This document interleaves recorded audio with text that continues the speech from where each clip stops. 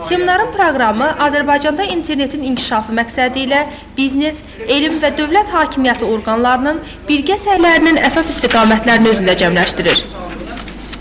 Belə bir nəticəyə gəlmək olar ki, regionlarımızda keçirdiyimiz seminarlardan vəziyyət çox acınacaqlıdır informasiya kommunikasiya texnologiyaları sahəsində.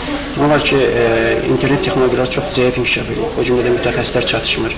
O cümlədən insanların bu barədə məlumatları çox azdır. Yəni bizim bu seminarları keçirməkdə əsas məramımız ondan ibarətdir ki, insanların bu sahədə olan problemləri öyrənək, onlarla birlikdə bu sahədə onlara necə kömək etməyin həll yollarını axtaraq. Müsahibimiz onu da bildirdi ki, stat, Gəncə Respublikanın ikinci böyük şəhər olduğundan güman edirəm ki, burada vəziyyət daha yaxşıdır.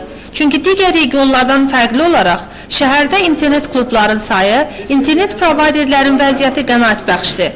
Bütün bunlarla yanaşı, biz istifadəçilərin xəttə siqnalların surəti və keyfiyyətindən razı qalıb qalmadığını da öyrənəcəyik.